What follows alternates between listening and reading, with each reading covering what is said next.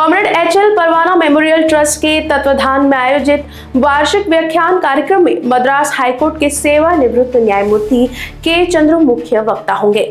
वो वर्तमान समय में हमें अपने संविधान की रक्षा क्यों करनी चाहिए, इस विषय पर अपने विचार व्यक्त करेंगे। आपको बता दूं कि यह कार्यक्रम शुक्रवार 19 दिसंबर 2025 को शाम 5:30 बजे भाई बर्धन मेमोरियल हॉल, परवाना भवन, नागपुर में आयोजित किया जाएगा। कार्यक्रम में कर्मचारी, श्रमिक वर्ग, बुद्धिजीवी तथा विभिन्न सामाजिक संगठनों के प्रतिनिधि शामिल होंगे।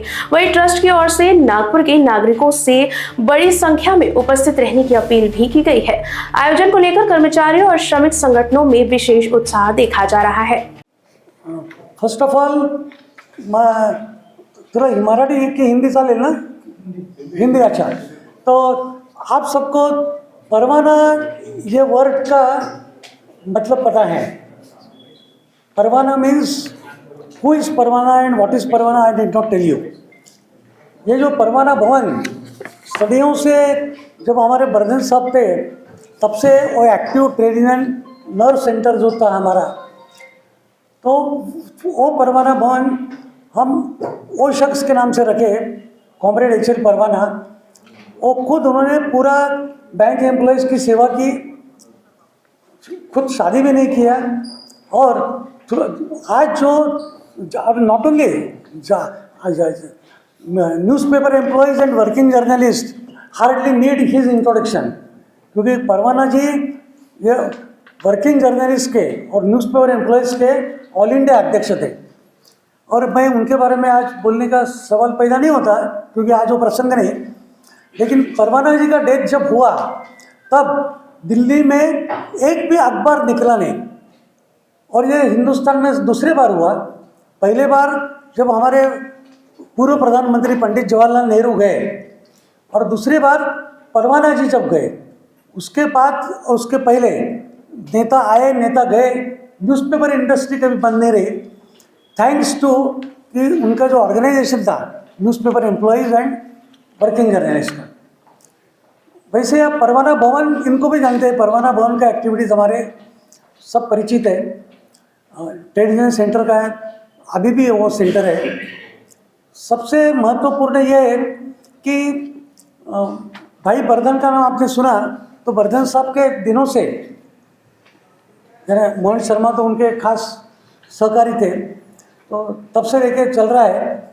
और हमारा ये जो परवाना ट्रस्ट है, ये पिछले कई वर्षों से एक ट्रेड यूनियन के एजुकेशन का एक हिस्सा बनकर हम एक एनुअल ओरेशन प्रोग्राम लेते हैं। So we are conducting annual oration है, उसमें ऑल इंडिया पर्सनैलिटीज़ हम बुलाते हैं।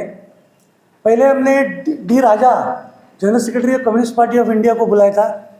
लास्ट ईयर हम प्रशांत भूषण, जो जाने माने सुप्रीम कोर्ट के लॉयर, सीनियर लॉयर, और पूरे हिंदुस्तान में जो एक middle class and democratic movement जो चल रहा है, तो कोर्ट में ले जाते हैं, सोशल में ले जाते हैं, सोशल सेक्टर में, उनके लिया था।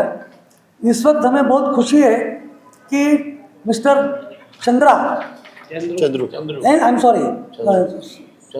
चंद्रू, हमारे जो के चंद्रू, ये मद्रास हाई कोर्ट के जज थे, अभी रिटायर्ड है।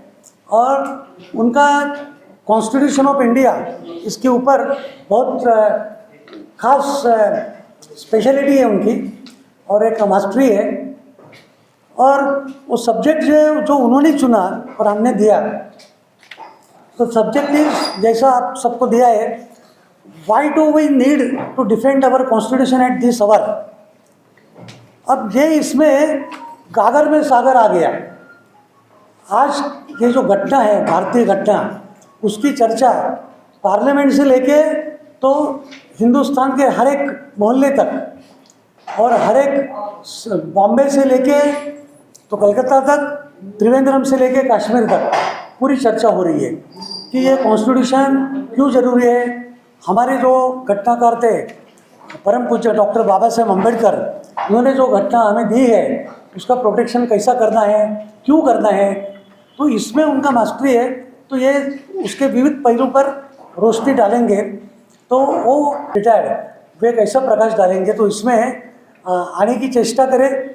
उसमें बेनिफिट उन्हीं का होगा कि जो आएंगे उनको सुनेंगे, कॉन्स्टिट्यूशन को समझेंगे और क्यों इसका अमल होना चाहिए, अमल कैसा नहीं हो रहा है, गरीब लोगों के बारे में क्यों अटेंशन बराबर नहीं हो रहा है, ये सब पहलू डालेंगे।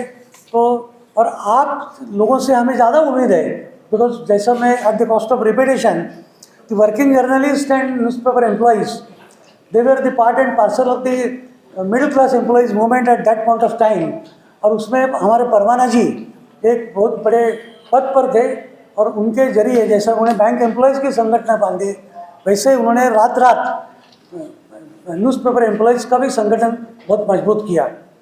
लोकवाहिनी न्यूज के लिए अविनाश तोतड़ी की रिपोर्ट।